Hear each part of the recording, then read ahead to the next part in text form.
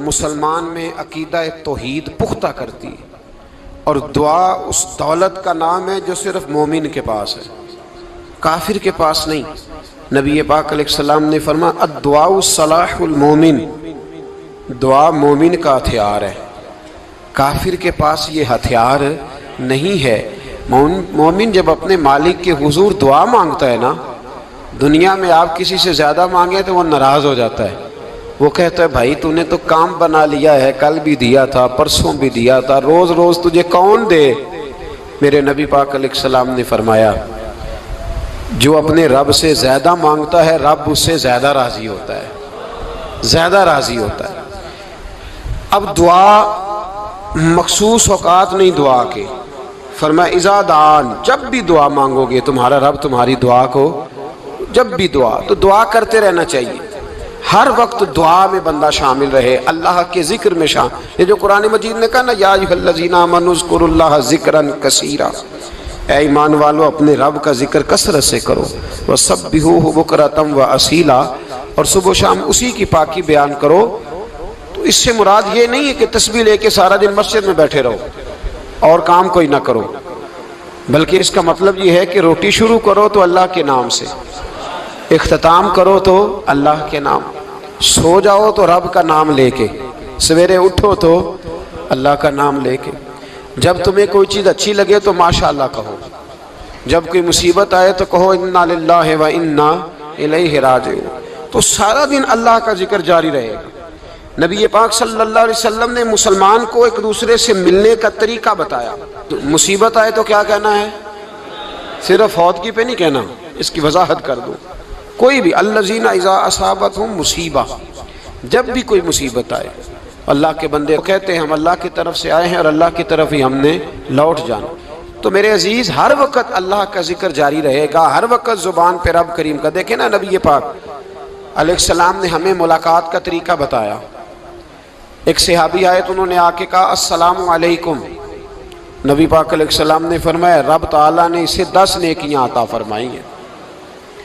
دوسرے آئے تو انہوں نے کہا السلام علیکم ورحمۃ اللہ، تو محبوب فرمانے لگے، امام بہقی نے اس کو لکھا ہے، محبوب فرمانے لگے رب کریم نے اسے 20 نیکیاں عطا فرمائی۔ ایک اور آئے، عرض کیا السلام علیکم ورحمۃ اللہ وبرکاتہ، محبوب فرمانے لگے اللہ نے اسے 30 نیکیاں عطا فرمائی۔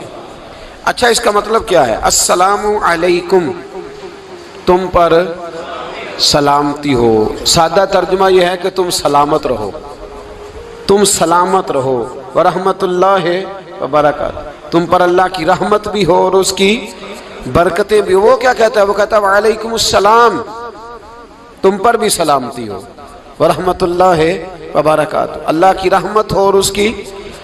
یہ جو مسنون دعائیں ہیں نا جو حضور نے ہمیں دعائیں سکھائیں ہر موقع پہ، ان کا کمال دیکھیے۔ اب ایک مسلمان نے آتے کہا السلام علیکم، اس کا مطلب کیا ہے؟ تم پر۔ اب وہ جھگڑا کرے گا اسے مارے گا، اس کا مال چھینے گا؟ اس نے تو آتے ہی کہا ہے تم پر سلامتی ہو۔ تو جو سلامتی کی دعا دینے والے ہیں وہ جیب تھوڑی کاٹیں گے، وہ غبن تھوڑی کریں گے، ڈاکہ تھوڑا ڈالیں گے۔ اسلام نے لفظ ہی وہ سکھایا ہے کہ فرمایا جب تم نے ملنا ہے تو تم نے دعائیں کرنی ہیں ایک دوسرے کے لیے۔ اب ہمارے ہاں نئے نئے لفظ آ گئے، ٹیلی فون اٹھایا تو کہا ہیلو، اس کا کیا ترجمہ ہے؟ کون ہے؟ اس کا کیا ترجمہ ہے؟ جی جناب، اس کا کیا مطلب؟ ہم نے دیکھا بڑے بڑے سمجھدار لوگ السلام علیکم کی بجائے کہتے ہیں کیا حال ہے؟ بھائی کیا عجیب بات ہے، بھائی کیا حال ہے کا کیا مطلب ہوا؟ وہ بعد میں کرنے کی بات ہے۔ اور کچھ تھوڑا سا جو ادیب ہیں، جو بیچارے حروف کے پیچ و تاب میں رہتے ہیں، وہ کہتے ہیں آداب عرض ہے۔ وہ کیا ہوتا ہے جی؟ اسلام نے دعا سکھائی ہے السلام علیکم، یہ کتنی خوبصورت دعا ہے۔ جب آپ گھر کے اندر داخل ہوئے تو آپ نے دعا دی السلام علیکم، یہ دعا دی آپ۔ ایک صحابی حاضر خدمت ہوئے، عرض کی یا رسول اللہ صلی اللہ علیہ وسلم میرے گھر میں غربت رہتی ہے، کیا کروں؟ نبی پاک علیہ السلام نے فرمایا جب بھی گھر جایا کرنا گھر والوں سے سلام لیا کر، گھر والوں سے کیا کہا کر؟ السلام علیکم، جب بھی گھر جائے۔ یعنی گھر آیا، اب گھر والوں نے بتایا کہ ماچس کی ڈبیا تو لے آؤ۔ اب یہ دکان کونے پہ تھی گھر والے پہ، وہاں سے ماچس کی ڈبیا لے کے واپس گیا تو کہنے لگا السلام علیکم۔ پھر گھر والوں نے کہا ہو بتانا یاد ہی نہیں رہا، چینی بھی ختم ہو گئی ہے۔ تو یہ پھر گیا چینی لینے، لوٹ کے آیا تو کیا کہا؟ جب اللہ چاہتا ہے تو کہے، جب اللہ کے رسول چاہتے ہیں تو کہے۔ اس کا ترجمہ یہ ہے کہ تو کہہ، تو سلام لے۔ اللہ رسول چاہ رہے ہیں کہ تو سلام لے تاکہ تیرے گھر میں سلامتیاں ڈال دی جائیں۔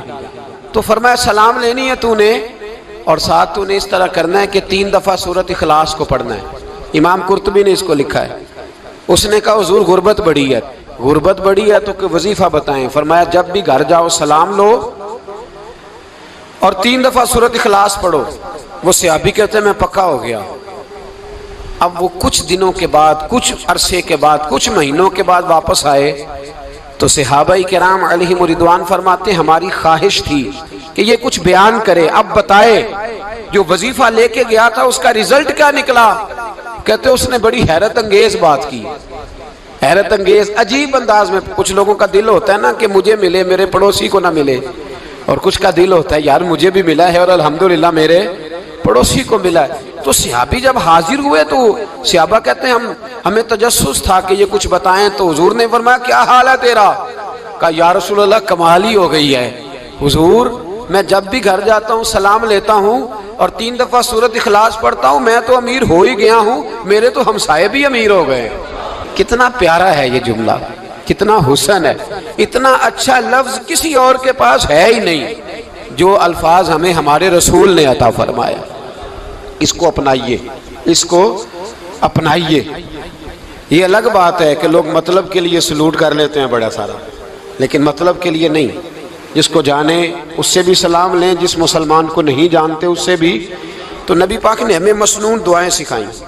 رات کو جب سونے لگیں اللہ کے رسول صلی اللہ علیہ وسلم نے ہمیں دعا سکھائی۔ حضور نے فرمایا جب سونے لگو تو مسلم شریف میں فرمایا تم نے یہ دعا پڑھنی، اللہم باسمک اموت و احیا۔ تم نے کہنا اے اللہ میں تیرے نام پر مرتا ہوں اور تیرے نام پر جیتا ہوں۔ نبی پاک صلی اللہ علیہ وسلم نے ایک حدیث میں فرمایا کہ یہ جو نیند ہے نا یہ موت کی چھوٹی بہن ہے، یہ موت کا ایک حصہ ہے۔ جس طرح انسان سو جائے تو کوئی خبر نہیں ہوتی کیا ہو رہا ہے، بالکل وہ اٹھا ہے تو اس نے کہا ہو یہ کیا ہوا، سو جاتا ہے نا آدمی اسے خبر نہیں ہوتی، اوہو میں نے تو 11 بجے اٹھنا تھا یہ تو 3 بج گئے، اب اسے خبر نہ رہی۔ سوتے ہوئے لوگ چوری کر لیتے ہیں، بلکہ اس طرح بھی ہوتا ہے کہ آدمی نے گکھڑ اترنا تھا، وہ پنڈی سے آ رہا تھا لیکن وہ سویا ہوا تھا، آنکھ تب کھلی جب کاموں کی آ گیا تھا، اب اس کا اس پر زور ہے۔ تو فرمایا کیا پتا اب تو کھل گئی کاموں کی، جا کے لاہور جا کے کسی جگہ پہنچ کے، تو یہ بھی ممکن ہے کہ کھلے ہی نہ، نیند ہی موت کا سبب بن جائے۔ تو کہہ کے سو کہ یا اللہ تیرے نام پہ سو رہا ہوں۔ اللہ کس نام پہ سو رہا ہوں؟ یار اگر ہم ان دعاؤں کا حسن سمجھے مت، اللہم باسمک اموت و احیا، یا اللہ میں تیرے نام پہ سوتا ہوں اور تیرے نام پر اٹھتا ہوں، گویا کہہ رہا یا اللہ میری نیند بھی تیرے فضل سے ہی ہے، اور اگر آنکھ کھل جائے تو وہ بھی تیرے فضل سے ہی ہے۔ کتنا اعلیٰ نبی پاک علیہ السلام نے انداز سکھایا۔ اور پھر بخاری شریف میں حدیث موجود ہے، فرمایا جب اٹھو تو کہو الحمدللہ الذی احیانا احیانا بعد ما اماتنا والیہ النشور۔ فرمایا جب تم سو کے اٹھو تو پھر کہو اے اللہ ساری تعریفیں تیرے لیے، تمام تعریفیں جس نے ہمیں موت کے بعد حیات دی، موت کے بعد فرمایا احیانا بعد ما اماتنا، ہمیں مرنے کے بعد گویا اللہ کا شکر ادا کر کے آنکھ کھل گئی۔ دیکھیں کس طرح اسلام مسلمان کو اللہ کے ساتھ جوڑتا ہے۔ فرمایا شکر کر، آنکھ کھل گئی، کہ یا اللہ تیرا شکر ہے تو نے موت کے بعد ہمیں دوبارہ حیات عطا فرمائی، یہ شکر ادا کرو۔ گویا تم یہ نہ کہنا کہ میں اٹھ گیا ہوں تو میرا کمال ہے، یہ نہ سمجھنا میں اٹھ گیا ہوں تو میں بڑا پابند ہوں، جب میں ارادہ کر لوں کہ میں نے 11 بجے اٹھنا ہے تو پھر میں اٹھ جاتا ہوں۔ یہ نہ کہنا کہ یہ الارم بڑا اچھا ہے، یہ مجھے اٹھا لیتا ہے۔ ذہن کے اندر خیال کر کہ نیند تو موت کی طرح تھی، یہ جو میں اٹھ گیا ہوں تو اپنے رب کے فضل سے اٹھا ہوں، جو میں اٹھ گیا ہوں، جو ابھی اٹھے ہیں وہ تو بول دینا کم از کم کہ میں اپنے رب کے فضل سے اٹھ گیا۔ تو دعا سکھائی۔ پھر دیکھیے نبی پاک صلی اللہ علیہ وسلم نے فرمایا جب تم بیت الخلاء میں جاتے ہو نا، واش روم میں جاتے ہو، تو گندی چیزیں ہوتی ہیں وہاں، شیطان ہوتے ہیں، جنات ہوتے ہیں، یہ گندگی پہ ہوتے ہیں۔ جب تم واش روم جاؤ، بیت الخلا جائے، تب بھی دعا مانگو۔ کیا دعا مانگو؟ وہ دعا بھی نبی پاک صلی اللہ علیہ وسلم نے ہمیں تعلیم فرمائی اور بخاری میں ہے، کہا پڑھا کرو اللہم انی اعوذ بک من الخبث والخبائث۔ کہو اے اللہ ناپاک چیزوں سے میں تیری پناہ مانگتا ہوں، وہ نر ہوں یا مادہ ہوں، اللہ میں تیری پناہ مانگتا ہوں۔ واش روم کے اندر بہت ساری بری چیزیں ہوتی ہیں، جوان میری بات پر توجہ فرمائیں، وہاں بہت ساری گندی چیزیں ہوتی ہیں۔ انسان کئی دفعہ واش روم میں جاتا ہے، اسے وسوسے زیادہ آتے ہیں، یہ نوٹ کریں میری بات کو۔ اصل میں نا ہم بات ڈھونڈ رہے ہیں علاج اپنی بیماریوں کا، حالانکہ علاج تو سارا مدینے والے رسول کے پاس موجود ہے، محبوب کے پاس ساری دوائیاں ہیں۔ تو نبی پاک علیہ السلام دیکھیں نا، انسان واش روم میں جاتا ہے اسے وسوسے آتے، برے خیالات آتے، وہ گناہ کی طرف کئی دفعہ مائل ہوتا ہے، تو کہا تو دعا پڑھ کے جا، اللہم انی اعوذ بکا، یا اللہ میں تیری پناہ مانگتا ہوں، من الخبث والخبائث، ہر خبیث اور بری چیز سے میں تیری پناہ مانگتا ہوں، وہ نر ہو یا یار کتنا عظیم دین ہے، کتنا عظیم میرے مصطفیٰ کریم کا وہ والا دین ہے۔ اصل میں اللہ کرے BA پاس بچے کو بیت الخلا کی دعا بھی یاد ہو جائے، ایسے یاد ہو جائے، اور اس کے ماں باپ سمجھ لیں کہ جوان ہو گیا ہے، تو اب ہو سکتا ہے اس کی طرف شیطان حملہ زیادہ کرے، اسے خراب کرنے کی کوشش کرے، تو لہٰذا اسے دعا سکھائی جائے تاکہ اس کو پہلے سے پتا ہو کہ میں نے اس بے ایمان سے بچنا کس طرح سے۔ اب آپ دیکھیے نبی پاک علیہ السلام نے ہمیں دعا سکھائی، مصنف ابن ابی شیبہ میں۔ کون سی دعا؟ واش روم سے نکلنے کی۔ اللہ اکبر، بڑی زبردست دعا ہے، بڑی زبردست۔ آپ یقین کریں اس ایک ایک دعا پر ایک ایک پورا بیان ہو سکتا ہے، ایک ایک۔ یہ اس لیے نہیں میں کہہ رہا کہ میں کوئی عالم فاضل آدمی ہوں، آپ کہیں گے کہ بتا رہے ہیں میں بڑا پڑھا لکھا ہوں، صرف یہ عرض کر رہا ہوں کہ اس کے فوائد پر، ثمرات پر جو اللہ تبارک و تعالی امت کو دیتا ہے، ان دعاؤں کی جو فضیلت حدیثوں میں آئی، اور پھر جو اس کے فوائد ہے، اگر اس پر بات کروں تو ایک دعا تقاضا کرتی ہے کہ اس پر پورا ایک لیکچر ہونا چاہیے۔ دیکھیے آپ واش روم سے نکلے، دعا کیا ہے؟ دعا کے لفظ کے الحمدللہ الذی، ایک حدیث میں لفظ ہے غفرانک، غفرانک، اے اللہ میں تجھ سے بخشش چاہتا ہوں۔ اور جو مشہور اور معروف ہے مصنف ابن ابی شیبہ کی روایت، فرمایا الحمدللہ الذی اذھب عنی العذاب وعافانی، فرمایا اے اللہ تیرا شکر ہے، واش روم سے نکلا ہے تو کہہ رہا ہے یا اللہ تیرا شکر ہے تو نے مجھ سے اذیت دور کی، وعافانی، اور تو نے مجھے عافیت عطا کر دی، اذیت دور کر دی اور عافیت۔ بولیے واش روم سے نکلا ہے تو کیا کہتا ہے؟ یا اللہ تیرا شکر ہے تو نے مجھ سے اذیت دور کر دی اور مجھے عافیت۔ ڈاکٹر حکیم ہومیوپیتھک ایک چیز پر متفق کم ہوتے ہیں، پتہ ہے نا آپ کو، لیکن اس بات پر سب کا اتفاق ہے کہ اگر کسی کو قبض ہو جائے نا تو شاید 70 یا 72 بیماریاں لگ جاتی ہیں اس کو۔ اور جب آدمی کو قبض ہوتی ہے نا، پیٹ کے اندر فضلہ جم جاتا ہے، خارج نہیں ہوتا، اس کو اعصاب کی بیماری ہوتی ہے، اس کے ذہن پر اثر ہوتا ہے اس چیز کا۔ آپ یہ مت سمجھیں کہ کھانا کھانا ہی ایک کمال ہے، اللہ نے یہ بھی نعمت بنائی ہے کہ کھانا جب خارج ہوتا ہے تو وہ بھی اللہ کا بہت بڑا احسان ہے۔ تو فرمایا تو سمجھا ہی نہیں، اگر تجھے قبض ہو جاتی، تیرے پیٹ کے اندر وہ چیز جم جاتی، تیرے لیے کتنی تکلیف کا باعث تھی۔ ان لوگوں سے پوچھئے جو اس کے بیمار ہیں، اس کے مریض ہیں، وہ کتنی تکلیف میں رہتے ہیں، سر میں درد ہوتا ہے، سر چکراتے ہیں۔ ایک بہت بڑا روڈ ایکسیڈنٹ ہوا تو ڈرائیور سے لوگوں نے پوچھا کہ مسئلہ کیا ہے، تو کہنے لگا میں قبض کا مریض ہوں، تو میں کھانا کھا لیتا ہوں تو میرے ذہن پر وہ اس قدر زیادہ گیس کا غلبہ ہوتا ہے کہ میں سخت تکلیف میں ہوں۔